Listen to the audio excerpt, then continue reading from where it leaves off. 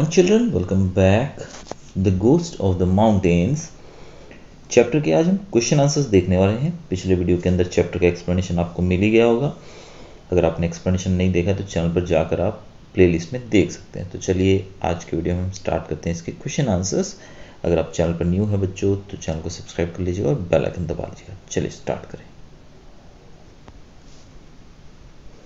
तो हमारा पहला क्वेश्चन है, tick the best choice of the answers. The snow leopard is referred to as the ghost of the mountains by the people of Ladakh.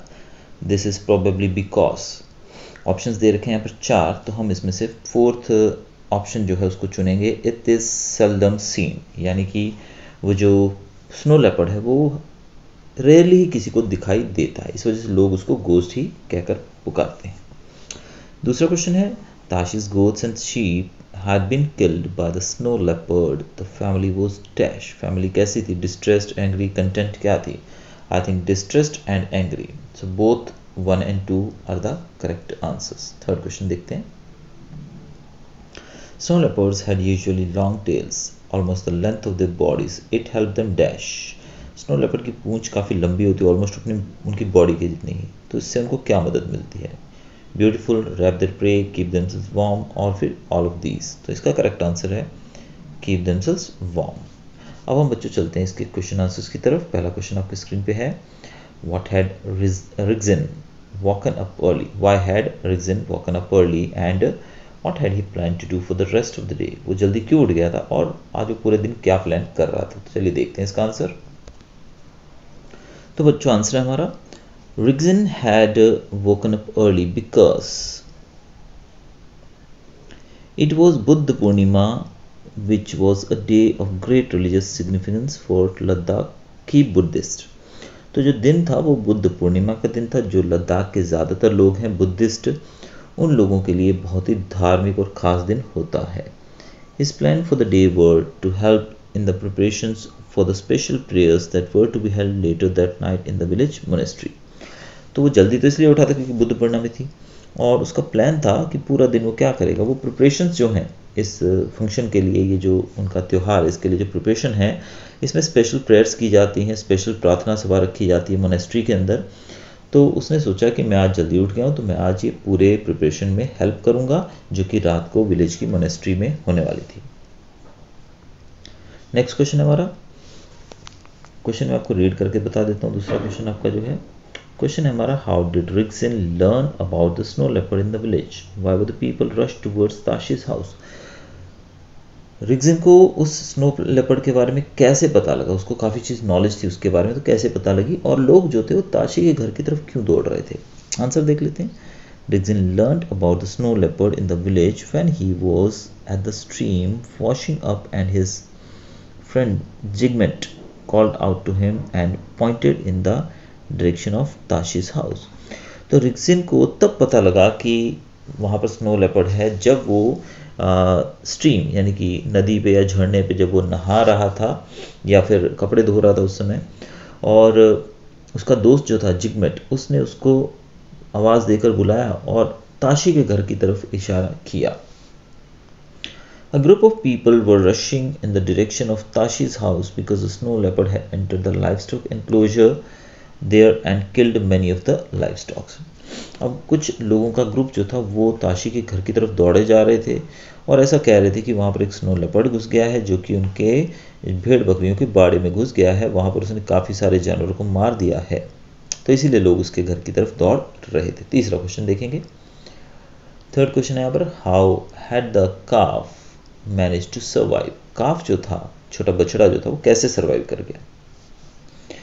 The calf had managed to survive almost by accident initially, either because the snow leopard had happened to focus its attention on the other animals in the enclosure first, or because it had lain very still, or both. Later, of course, Rigzin's brave action distracted the snow leopard from the calf and saved it. अब काफ जो था वो survive कैसे करा? अब इसको हम accident मान सकते हैं कि गलती से वो सर्वाइव कर गया भाई, क्योंकि स्नो लेपर्ड जब उसने हमला किया उन जानवरों के ऊपर तो उसका फोकस बड़े जानवरों पे था जो कि ज़्यादा मूवमेंट कर रहे थे, और छोटा जानवर यानी कि काफ जो बछड़ा था ये एकदम स्टिल खड़ा हुआ था, शायद इस वजह से इस पर नज़र नहीं पड़ी, या फिर हो सकता है कि ये छोटा हो, इस वजह से एक्सीडेंटली इस पे नज़र ना पड़ी हो, ठीक है, वो स्टिल खड़ा हो, ये भी हो सकता है। या फिर ये भी कहा जा सकता है कि ये जो बछड़ा था शायद ये हिल नहीं रहा हो, या फिर गलती से उसका ध्यान ही नहीं पड़ा इसके ऊपर। ये दोनों में से कोई भी बात हो सकती है, या फिर दोनों ही हो सकते हैं। और आगे बताया गया है कि इट वॉज लेटर ऑन, शायद इसी वजह से बच गया। और रिग्जिन जो था उसने बहादुरी से इसको बचा लिया। उसने क्या किया, लेपर्ड को डिस्ट्रैक्ट किया। लेपर्ड का जब ध्यान भटका तो इसने जाकर उसको बाड़े से उठा लिया। तो ये एक रीज़न हो सकता है कि शायद वो बच गया हो, क्योंकि लेपर्ड का ध्यान ही उसके ऊपर ना गया हो। चौथा क्वेश्चन देखते हैं बच्चों। Why was Rigzin concern about the snow leopard? Rigzin जो था स्नो लेपर्ड के बारे में इतना चिंतित क्यों था? Rixin was concerned about the snow leopard because it was a heavily endangered animal and the villagers were so distressed and angry that they were talking about killing it. ये जो प्राणी था, यानी कि जो हमारा लेपर्ड की बात की जा रही है, ये एक एंडेंजर्ड एनिमल था, यानी कि इसकी गिनती बहुत ही कम है, इसलिए इसको एंडेंजर्ड कहा जाता है। और विलेजर्स जो थे वो इतने ज़्यादा गुस्से में थे, इतने ज़्यादा खफा थे कि वो इसको मारने की बात कर रहे थे। इसी वजह से रिग्जिन काफ़ी परेशान था, काफ़ी वो अटेंटिव था कि इसको कैसे बचाया जा सके। क्वेश्चन नंबर 5 देखेंगे बच्चों भी। How did Rigzin save the calf? Rigzin ने काफ को कैसे बचाया? Rigzin save the calf by suggesting that the villagers distract the snow leopard while he crept in and quickly removed the calf from the enclosure. तो रिग्जिन ने उनको सजेशन दिया गांव वालों को कि आप लोग इसका थोड़ा ध्यान भटकाओ और मैं चुपके से अंदर घुस जाऊंगा और काफ को लेकर आ जाऊंगा। 10 while the villagers made a new hole in the roof of the enclosure and started yelling and screaming to catch the snow leopard's attention, Riggin slipped in, crept up to the calf, picked it up and ran out of the door before the leopard could reach him. अब villagers ने क्या किया, छत पे एक whole बनाना शुरू किया ताकि वो उसको बुला सकें, उसको डरा सकें, उसके साथ उसके ऊपर चिल्ला सकें लेपर्ड के ऊपर। तो जब वो ऐसा कर रहे थे तो लेपर्ड का ध्यान तो पूरा बाहर की तरफ हो गया कि भी कौन अंदर आने की कोशिश कर रहा है ऊपर से, मतलब जो जहाँ पर न्यू होल किया जा रहा था। उसी दौरान रिग्जिन जो था वो शांति से अंदर क्रैप्ट, यानी कि वो रेंगता हुआ अंदर गया और काफ को लेकर फटाफट से बाहर आ गया। Last question, did Rigzin manage to save the life of the snow leopard and how? क्या स्नो लेपर्ड की जान बचाने में रिग्जिन कामयाब हुआ और कैसे हुआ? Yes, Riggin managed to save the life of the snow leopard. He did so by his quick thinking and courageous actions. He told the crowd that if the snow leopard felt threatened by them, it might attack the calf and proposed the alternative plan to rescue the calf. अब रिग्जिन ने उसको बचा लिया। उसने ऐसा बड़ी तेज़ी से एक मतलब खूबसूरत आइडिया, एक बहादुरीपूर्ण एक्शन और एक अच्छा आइडिया सोचकर ऐसा किया। उसने क्राउड से कहा, भीड़ से कहा कि तुम लोग लेपर्ड को थोड़ा भटकाओ उसका ध्यान, और अगर आप उसको डराओगे ज़्यादा तो वो आप पे अटैक भी करेगा या फिर काफ के ऊपर भी अटैक कर सकता है, इसलिए उसको ज़्यादा डराने की कोशिश मत करो। और फिर उसने क्या बोला, फर्स्ट ही reminded them that snow leopard have never been known to attack humans. उसने बताया कि स्नो लेपर्ड ने आज तक कभी किसी ह्यूमंस पर अटैक किया हो ऐसी कभी जानकारी मिली ही नहीं है। He then threatened them with the law, reminding them that snow leopards are endangered animals and covered under the Wildlife Protection Act. And if they harmed him, he would report each and every one of them to the Wildlife Department.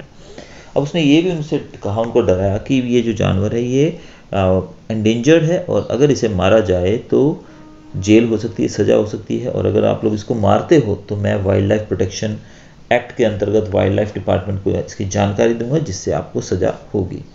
He also persuaded the crowd by reminding them of what would be lost to the world, to the future generation if leopards were to become extinct. उसने ये भी बताया कि अगर ये जानवर खत्म हो गया तो आने वाली नस्लों को, हमारी आने वाली पीढ़ियों को ये जानवर कभी भी देखने को नहीं मिलेगा। तो इस प्रकार उसने उस लेपर्ड को बचा लिया। तो बच्चों आगे हम देखते हैं हमारे क्रिटिकल थिंकिंग वाले क्वेश्चन आंसर्स भी।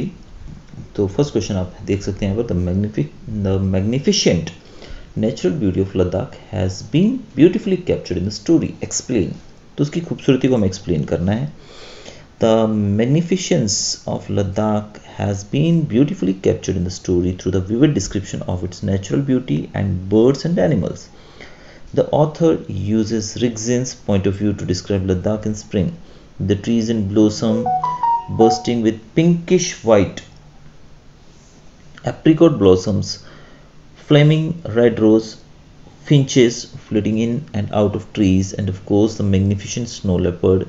We are also painted an enticing picture of the mountainous terrain and stream flowing by. Question number 2 देखेंगे.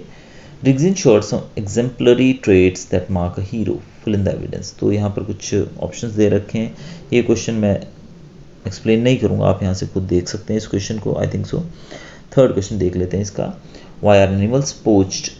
What are its consequences? Animals को क्यों पकड़ा जाता है या फिर शिकार उनका क्यों किया जाता है और इसके रिजल्ट क्या हो सकते हैं. Animals are poached for the skin, fur and bones. उनको पकड़कर उनकी स्किन निकाल ली जाती है, उनके फर या फिर उनकी बोन्स भी. Some people buy furs and skin to use them as they are, while the bones of some animals like tigers and snow leopards are used in traditional Chinese medicine. कुछ लोग स्किन को bye कर लेते हैं उसको use करने के लिए, और कुछ लोग जो हैं जैसे चाइनीज़ ट्रेडिशन में मेडिसिन बनाई जाती है जो उसके अंदर भी टाइगर और लेपर्ड के जो दांत वगैरह होते हैं, बोन्स होती हैं, उसका यूज़ किया जाता है.